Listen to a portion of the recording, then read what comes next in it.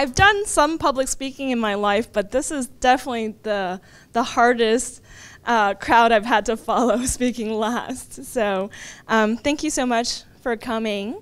So I was born in the early 80s in China, as it was just opening up, still very resource constrained. I hated taking showers in the public baths in front of hundreds of other people. My favorite dish, sweet and sour pork ribs, was only served in the cafeteria once a month. So that was usually my favorite day. But it was actually a time of incredible optimism in China, and I was quite happy surrounded by my extended family. I learned to read Chinese by myself, flipping through these wood screen printed comic books about ancient Chinese epics. And my favorite was called The Three Kingdoms, if any of you guys have heard of that. And in my young, impressionable mind, I learned that heroes were the product of turmoil, that they were just and courageous. And just before I turned 7, actually, October 7th, 1991, I left with my mom to join my dad in the US. We had to leave in secret, so I couldn't tell any of my friends from school that I wasn't going to be there on Monday. And we didn't know when we were going to return.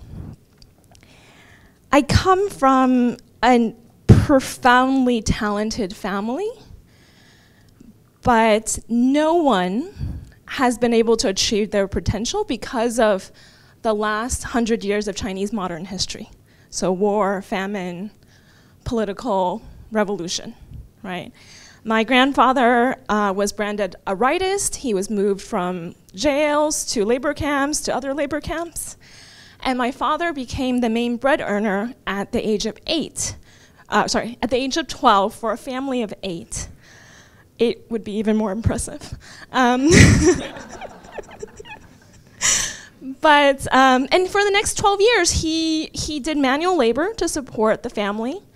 And he self-studied and became one of the members of a very small group of people that was admitted to university right after the Cultural Revolution.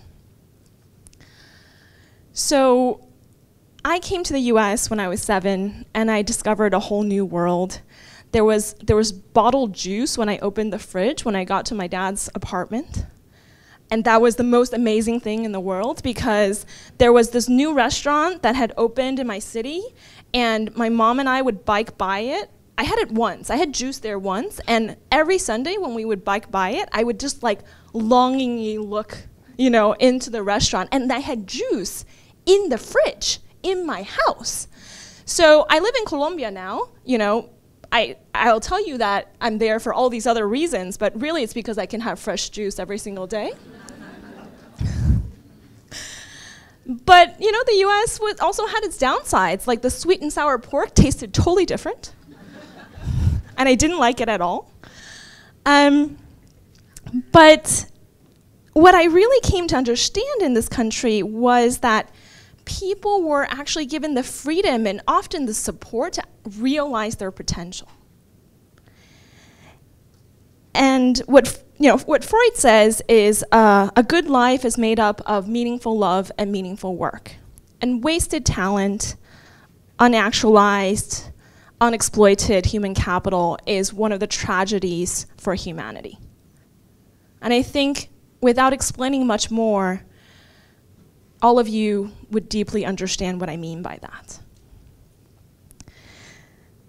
So I've been one of the lucky ones. I've done many things.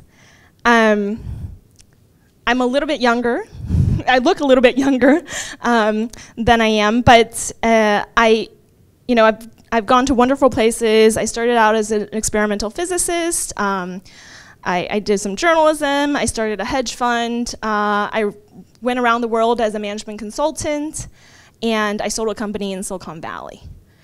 So after all of that, what I couldn't get out of my head was the China that I left and what it took to allow people to achieve their full potentials. And actually, the China that I left is gone forever. So when I went back and in the decades afterwards, it has transformed beyond complete recognition. But it does prove that development can be sped up and can be engineered. And what I believe is that we need to help different countries get to middle income and beyond, because a healthy middle class is the foundations for community and for representative democracy.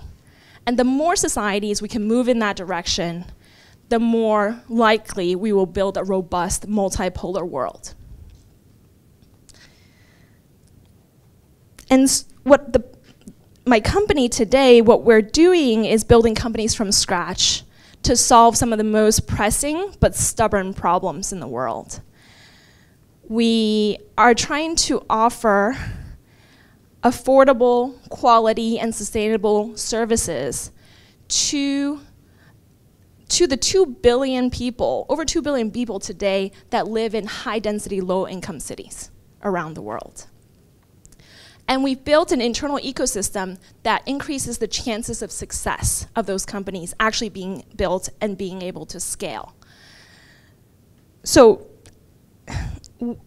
waste is waste, right?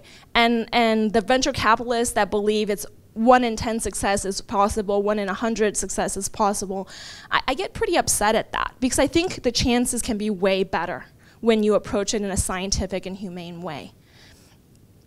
Actually, today, the best group of people that work for us in our Bogota office are exiled Venezuelans. They are pouring their hearts, their ingenuity into building these companies because they've experienced profound loss. And it's that loss that drives them and gives them the energy and the emotion to build something big. For many of us that are overeducated, hyper-rational winners, we're taught to take calculated risks, right? We do something that seems risky enough to make ourselves look interesting, but is not real, put your life on the line risk. And it's those of us that have been given so much that have the responsibility actually to take those real risks. So I believe that human history, I believe in the branched model of human history, that there are moments where an individual or a determined group of people can actually move which branch we go down. And in 100 years, 500 years, 1,000 years, that node and how we went really matters. Thank you so much.